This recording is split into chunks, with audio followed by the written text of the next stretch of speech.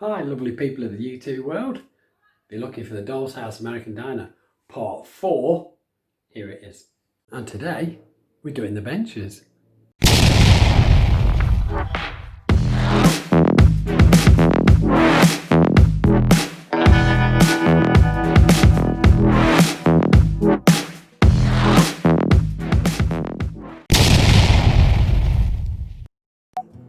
Righty-ho then. I'm going to have a look at one of the benches, the back-to-back benches. So I'm thinking this for the most part that all the pieces that we'll need apart from the front sections, which will fit on this angle here. So theory being, this will be the seating section, which will go there. You can see that. So that'll be covered in fabric of some sort. And of course this one will go to form the back part of the seat. So if you get the idea. Obviously we'll have both sides of that done. So I'll probably hot glue all that together and then we'll come back. There we go, I've stuck those two pieces on. So these pieces should now go around about there. So of course get one on the other side.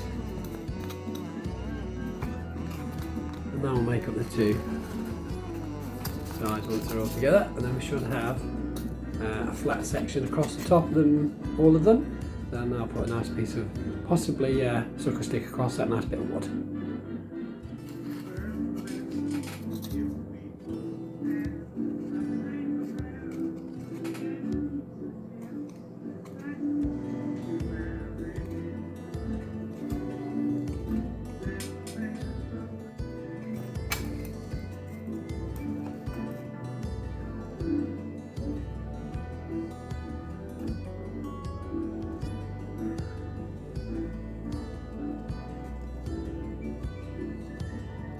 Kind of getting the idea now, aren't you? I'll move on with this and I'll come back when I've finished gluing it up. Okay, just going to cut the kick plate, I suppose you'd call it, the front of the benches.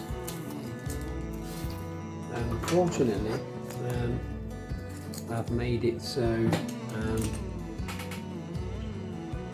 I can do both pieces, both sides, out of this single piece.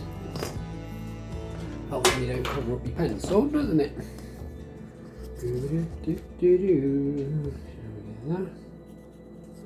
Cheers.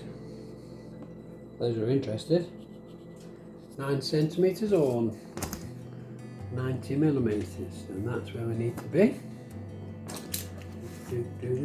Hope you can see that. Nice and steady, don't rush your cuts. It says rushing the cut.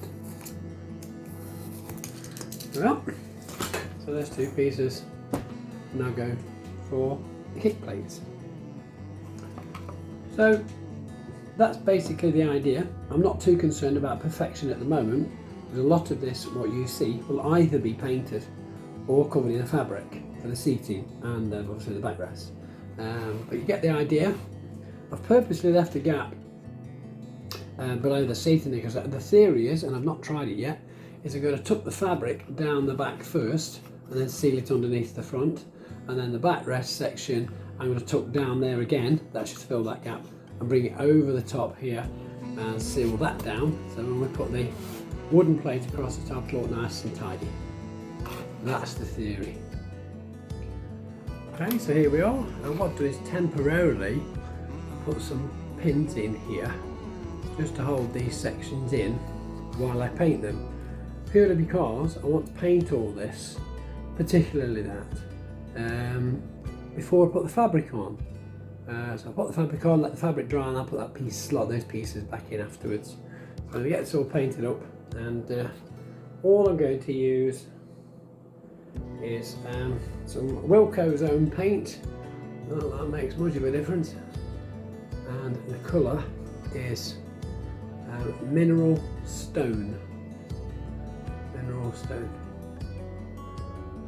will focus eventually, I assume. Anyway, so that's what we're using.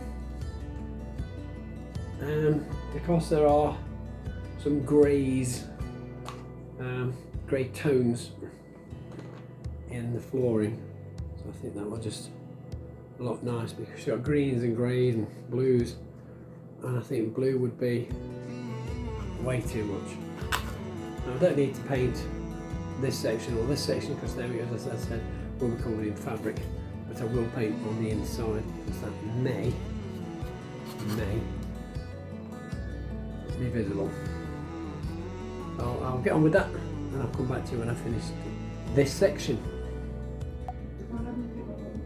There we are. So what I've got, so obviously it's all still very wet, so I've just painted the sides because they'll be visible, the kick plates because they'll be visible, and the seating and the backrest obviously won't be visible, except outside of the fabric. So we'll wait for that to dry. We're going to have to give it another coat. I'm not going for perfection, because it's a diner, it's used regularly, it'll have knocks and bangs on it. There will be some weathering done on it afterwards, just to add a little bit if I can. But for now, that's all I can do till it dries. I'll come back and do the second coat later. Okay, well I think it's dry enough to start the second coat. Now, a friend of mine said to me, you've got an airbrush, Rob. Why don't you use your airbrush? And the reason for that, it would give you a much better finish. However, I'm trying to construct this doll's house, American diner, with simple things that almost everybody's got or can easily get a hold of, like a foam board, a Stanley knife, a ruler, paintbrush. The only thing I've used, machinery wise if you like, is my 3D printer, and the only reason I've used that is because, in all honesty, I have no clue how I would have made the support parts for the stools, etc. Certainly not in a short period of time. So that's the reason, keeping it simple. A lot of people have got 3D printers these days, so I appreciate that. I will, of course, if you want me to, release the CAD files for the stool supports and the table supports, which you'll see later. If you've been watching the series, you will have seen that episode where I was printing the supports for the tables. Obviously we'll come to that very shortly, because we're heading towards that as we speak, really. So it's got a few more of these bench sets to put together. Obviously we need to see how one is done, and then you can just obviously repeat that for the others. So trying to keep it as easy as possible. I mean, with the floor tiles, they were just from the pound shop, and you can buy them already made, as you saw, and you just cut them with a pair of scissors to suit you. There is, however, no reason why you couldn't make the stool parts without the 3D printer. You could, of course, use bottle tops. Like I say, there's a knitting needle in there for the supports. I have got an idea how I'm going to do the seats for the stools, the tops of the seats, more to the point. So I'll show you that as soon as we get more time. I think that might be in another episode. We'll see how we go time-wise.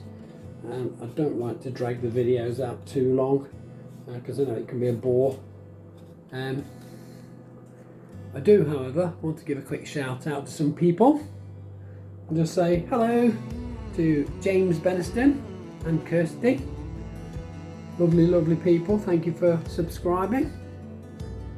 And I believe Adam Chapman also as a subscriber. Thank you for that. I will be putting something together later on, and to see how observant you are, No reward, just a kind of are you paying attention test. So we'll let that dry, we'll come back later on and show you some more. Okay then, so got some of our little seating here. The idea is to put some of this faux leather on the seating and of course on the back. So we'll start with that. Should be good to go, hopefully.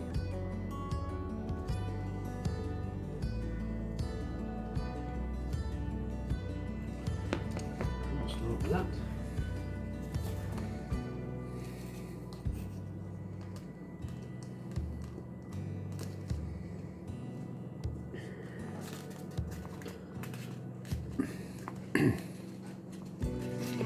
So what I do is I just glue it down to the top to start. That holds it in place. And then what I'll do is I'll glue along here and then tuck the excess in that gap there.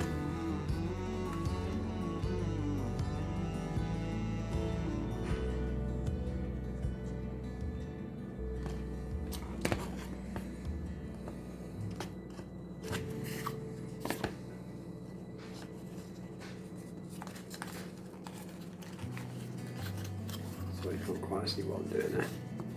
You don't get along before the glue goes off. Just pushing it down. There. And then what I'll do is at the round end of my steel rule and pop it in here. The excess in there. What's that? And then we'll do the same to the bottom. There we go. That's a bit done. So now what we've got to do is the kick plate needs to be put back in there. And for the assembly, that's that done apart from the trim. So we'll do that. We'll do the other one. And then we'll come back. There we go. I've just glued from the top down, tucked it underneath here and glued it down to the back. And then what I've done is I've glued it underneath here and pulled it over and pushed it down the back as well. So now I've permanently fitted the kick board. I'm not sure if I'm going to change the colour of that just yet. So still a few bits to do, but it's now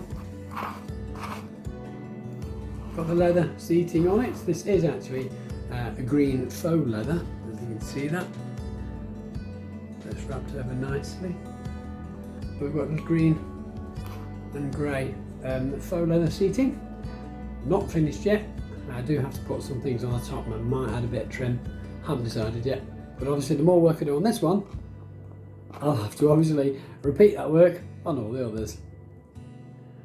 Okie doke. Well, I've decided to create more work. So what I've decided to do, coffee stirrers. Again, easily available. McDonald's, any coffee house really. They call them spoons, it's a stick.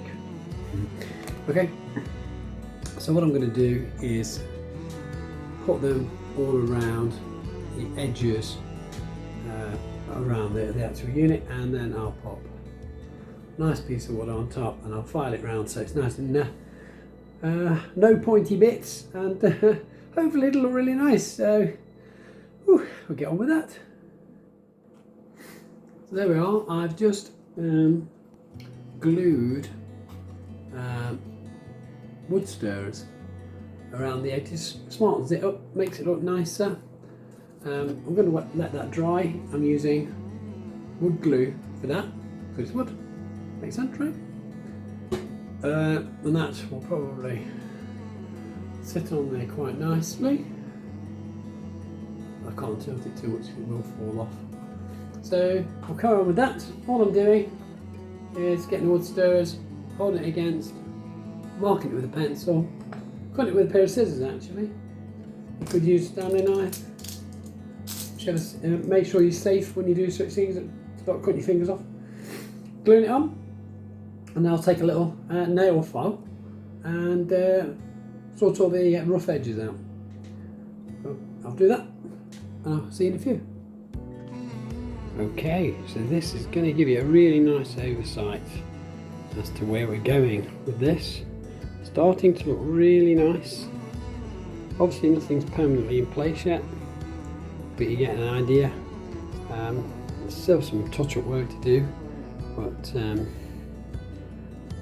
I've got on the side wall to put in where the seating is yet, because the seating is going to go up against the wall. So getting there, very happy with that.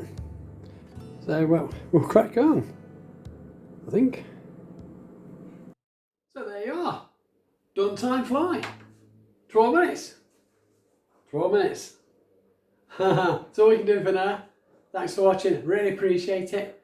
Next week we're putting up the other wall, adding the benches in and fitting in some tables, I hope. See you then.